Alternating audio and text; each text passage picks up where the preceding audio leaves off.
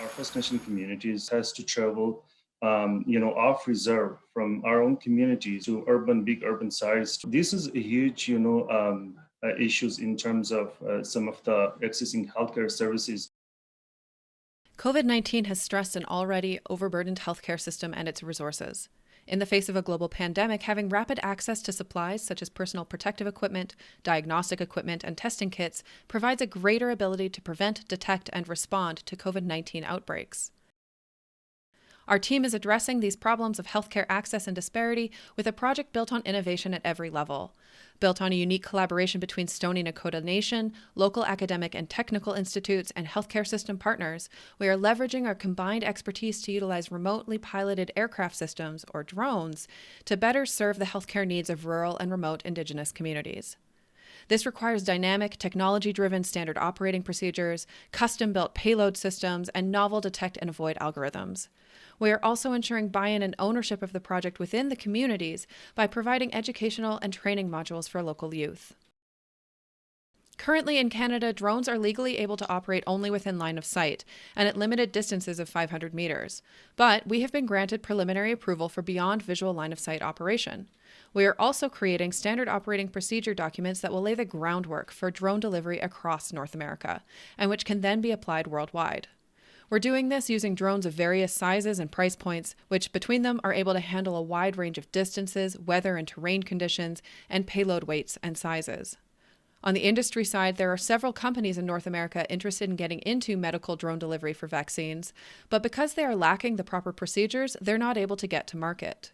Our team has partnered with Dragonfly, one of the world's oldest drone companies, to share project findings and help them move to commercialization in Canada and the USA.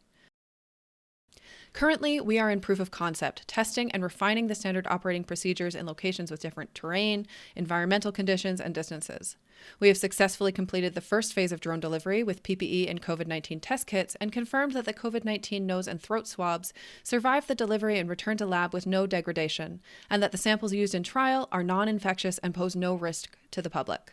We have successfully delivered a portable ultrasound unit and are investigating its further applications.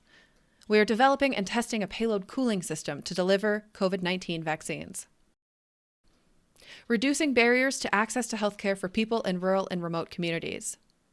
This model is scalable and can be adapted and used for other health emergencies and routine healthcare delivery. Drones can support remote workers to bring supplies, reduce cost, and enhance safety.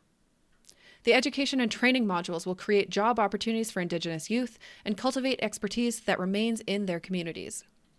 Finally, this work is a broad proof of concept for the use of drones to urgently support remote healthcare diagnostics, therapeutics, and shared medical decision-making. We are currently using in-house technology that is already part of the drone fleet at SAIT, but Transport Canada is updating their regulations to approve longer flight distances and to support less expensive drone technology. The standard operating procedures we are creating will be applicable to any kind of drone, including very small and inexpensive options. The medical technologies also continue to get smaller, lighter, and more cost-effective, such as lighter coolers for vaccine delivery and smaller point-of-care diagnostic devices. We want to ensure longevity of the educational programming, so it will be administered and coordinated within the communities themselves. And that's how we'll use the prize money: to hire a community-based education coordinator to make sure that the training is useful, engaging, and sustainable in the various communities. This technology can save lives, and we see is the future, and that's the future is coming, and we want to be part.